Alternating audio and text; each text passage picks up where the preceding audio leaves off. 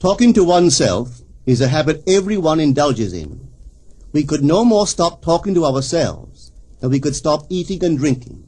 All that we can do is control the nature and the direction of our inner conversations. Most of us are totally unaware of the fact that our inner conversations are the causes of the circumstances of our life. We are told that as a man thinketh in his heart, so is he. But do we know that man's thinking follows the tracks laid down in his own inner conversations?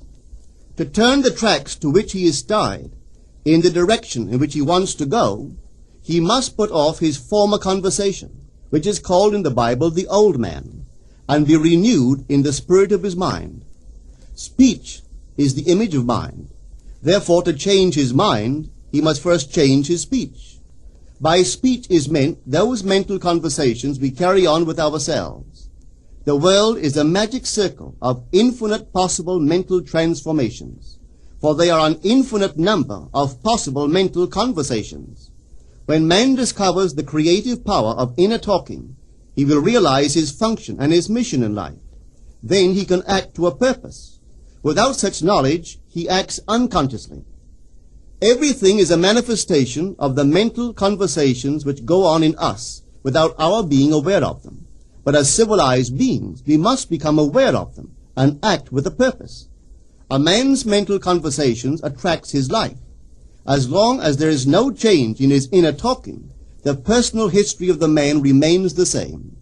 To attempt to change the world before we change our inner talking is the struggle against the very nature of things. Man can go round and round in the same circle of disappointments and misfortunes, not seeing them as caused by his own negative inner talking, but as caused by others. This may seem far-fetched, but it is a matter which lends itself to research and experiment.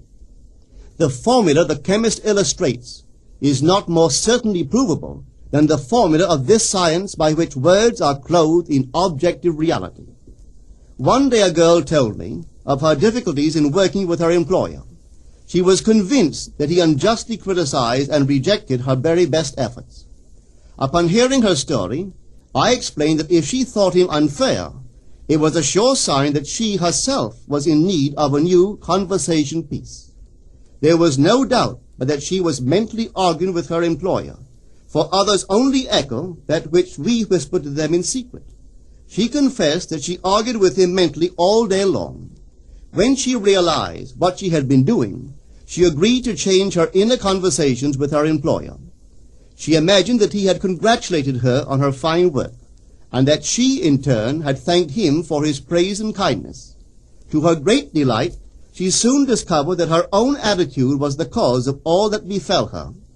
The behavior of her employer reversed itself. It echoed, as it had always done, her mental conversations with him. I rarely see a person alone without wondering to what conversation piece is he tied. On what mysterious track is he walking? We must begin to take life consciously, for the solution of all problems lies just in this. The second man, the Lord from heaven in all of us, is trying to become self-conscious in the body, that he may be about his Father's business. What are his labors? To imitate his Father, to become master of the Word, master of his inner talking, that he may mold this world of ours into a likeness with the kingdom of love. The prophet said, "Be ye imitators of God as dear children." How would I imitate God? Well, we are told that God calls things that are not seen as though they were seen, and the unseen become seen. This is the way the girl called forth praise and kindness from her employer. She carried on an imaginary conversation with her employer from the premise that he had praised her work, and he did. Our inner conversations represent in various ways the world we live in. Our individual worlds are self-revelations of our own inner speech. We are told that every idle word that men shall speak, they shall give account thereof. For by their words they shall be justified, and by their words they shall be condemned. We abandon ourselves to negative inner talking, yet expect to retain command of life. Our present mental conversations do not recede into the past as man believes, They advanced into the future to confront us as wasted or invested words. My word, said the prophet, shall not return unto me void, but it shall accomplish that which I please, and it shall prosper in all the things whereto I sent it. How would I send my word to help a friend? I would imagine that I am hearing his voice, that he is physically present, that my hand is on him. I would then congratulate him on his good fortune, tell him that I have never seen him look better. I would listen as though I heard him. I would imagine that he is telling me he has never felt better, he has never been happier.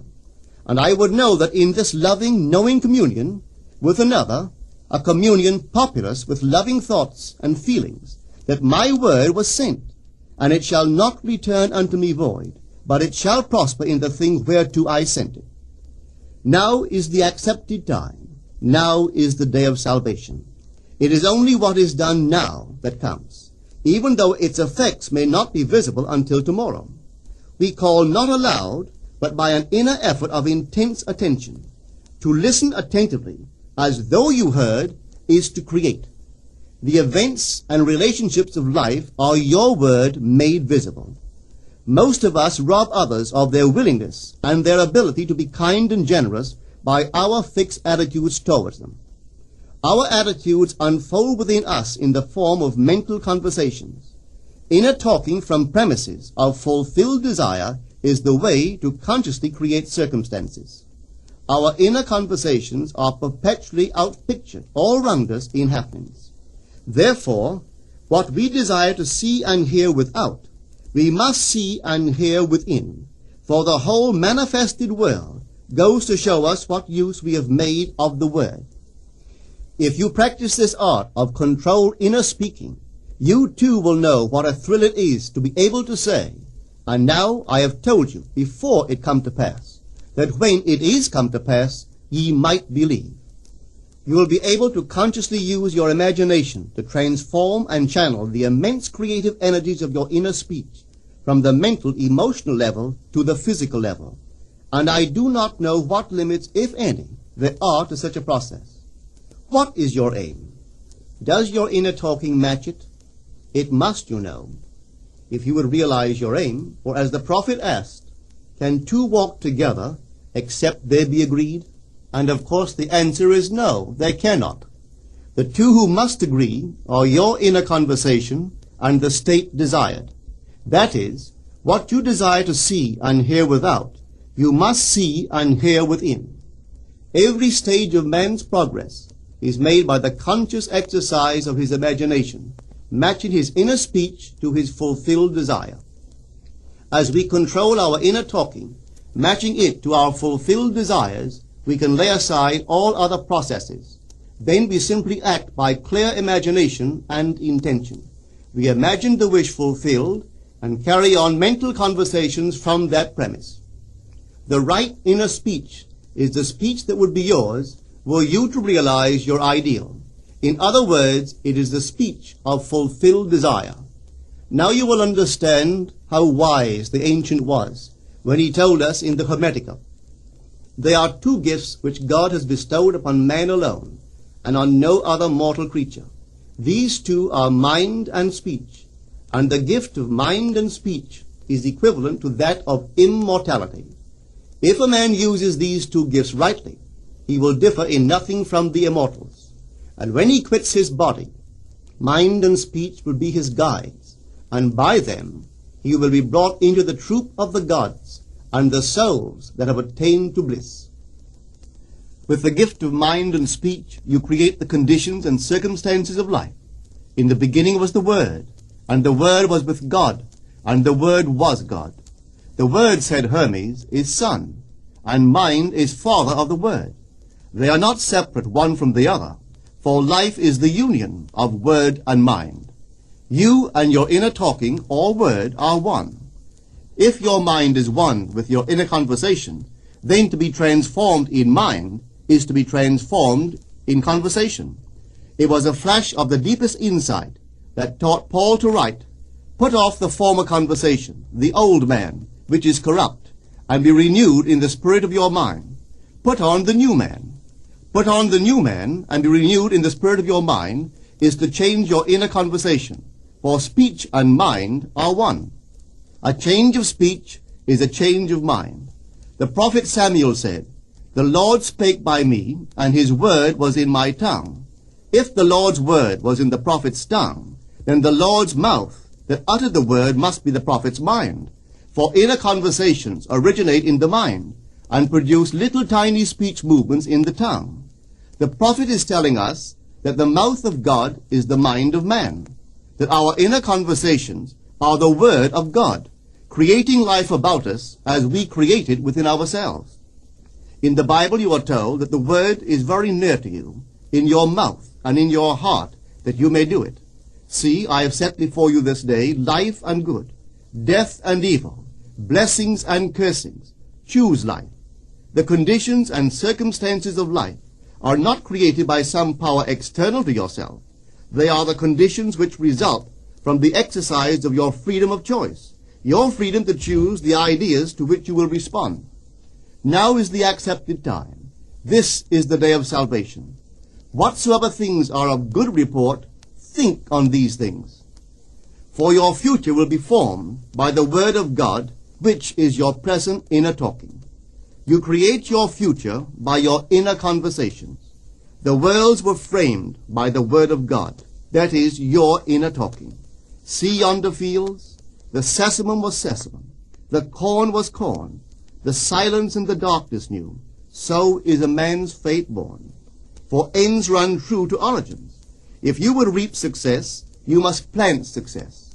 The idea in your mind, which starts the whole process going, is the idea which you accept as true. This is a very important point to grasp, for truth depends upon the intensity of imagination, not upon facts. When the girl imagined that her employer was unfair, his behavior confirmed her imagination. When she changed her assumption of him, his behavior reflected the change, proving that an assumption, though false, if persisted in, will harden into fact. The mind always behaves according to the assumption with which it starts. Therefore, to experience success, we must assume that we are successful. We must live wholly on the level of the imagination itself, and it must be consciously and deliberately undertaken. It does not matter if, at the present moment, external facts deny the truth of your assumption. If you persist in your assumption, it will become a fact. Signs follow. They do not precede. To assume a new concept of yourself is to that extent to change your inner talking or word of God, and is therefore putting on the new man. Our inner talking, though unheard by others, is more productive of future conditions than all the audible promises and threats of men. Your ideal is waiting to be incarnated, but unless you yourself offer it human parentage, it is incapable of birth. You must define the person you wish to be, and then assume the feeling of your wish fulfilled, in faith that that assumption will find expression through you. The true test of religion is in its use, but men have made it a thing to defend. It is to you that the words are spoken. Blessed is she that believed, for there shall be an accomplishment of those things which are spoken unto her from the Lord. Test it, try it. Conceive yourself to be one that you want to be, and remain faithful to that conception. For life here is only a training ground for image making. Try it and see if life will not shape itself on the model of your imagination. Everything in the world bears witness of the use or misuse of man's inner talking. Negative inner talking, particularly evil and envious inner talking, are the breeding ground of the future battlefields and penitentiaries of the world. Through habit, man has developed a secret affection for these negative inner conversations. Through them he justifies failure, criticizes his neighbors, gloats over the distress of others, and in general pours out his venom on all. Such misuse of the word perpetuates the violence of the world. The transformation of self requires that we meditate on a given phrase, a phrase which implies that our ideal is realized, and inwardly affirm it over and over and over again until we are inwardly affected by its implication, until we are possessed by it. Hold fast to your noble inner convictions or conversations. Nothing can take them from you but yourself. Nothing can stop them from becoming objective facts. All things are generated out of your imagination by the Word of God, which is your own inner conversation. And every imagination reaps its own words, which it has inwardly spoken. The great secret of success is a controlled inner conversation from premises of fulfilled desire. The only price you pay for success is the giving up of your former conversation, which belongs to the old man, the unsuccessful man. The time is ripe for many of us to take conscious charge in creating heaven on earth. To consciously and voluntarily use our imagination to inwardly hear and say only that which is in harmony with our ideal is actively bringing heaven to earth. Every time we exercise our imagination lovingly on behalf of another, we are literally mediating God to that one. Always use your imagination masterfully, as a participant, not an onlooker. In using your imagination to transform energy from the mental, emotional level to the physical level, extend your senses. Look and imagine that you are seeing what you want to see, that you are hearing what you want to hear, and touching what you want to touch. Become intensely aware of doing so. Give your imaginary state all the tones and feeling of reality. Keep on doing so until you arouse within yourself the mood of accomplishment and the feeling of relief. This is the active, voluntary use of the imagination, as distinguished from the passive, involuntary acceptance of appearances. It is by this active, voluntary use of the imagination that the second man, the Lord from heaven, is awakened in man. Men call imagination a plaything, the dream faculty, but actually it is the very gateway of reality. Imagination is the way to the state desired. It is the truth of the state desired, and the life of that state desired. Could you realize this fully, then would you know that what you do in your imagination is the only important thing. Within the circle of our imagination, the whole drama of life is being enacted over and over again. Through the bold and active use of the imagination, we can stretch out our hand and touch a friend 10,000 miles away and bring health and wealth to the parched lips of his being. It is the way to everything in the world. How else could we function beyond our fleshly limitations? But imagination demands of us a fuller living of our dreams in the present. Through the portals of the present, the whole of time must pass. Imagine elsewhere as here, and then as now. Try it and see. You can always tell if you've succeeded in making the future dream a present fact by observing your inner talking. If you are inwardly saying what you would audibly say, were you physically present and physically moving about in that place, then you have succeeded. And you could prophesy it from these inner conversations and from the moods which they awaken within you, what your future will be. For one power alone makes a prophet, imagination, the divine vision. All that we meet is our word made visible, and what we do not now comprehend is related by affinity to the unrecognized forces of our own inner conversations and the moods which they arouse within us. If we do not like what is happening to us, it is a sure sign that we are in need of a change of mental diet. For man, we are told, lives not by bread alone, but by every word that proceeds from the mouth of God. And having discovered the mouth of God to be the mind of man, a mind which lives on words or inner talking, we should feed into our minds only loving, noble thoughts. For with words or inner talking we build our world. Let love's lordly hand raise your hunger and thirst to all that is noble and of good report, and let your mind starve ere you raise your hand to a cup love did not fill, or a bowl love did not bless, that you may never again have to say, "What have I said? What have I done?" O all-powerful human word.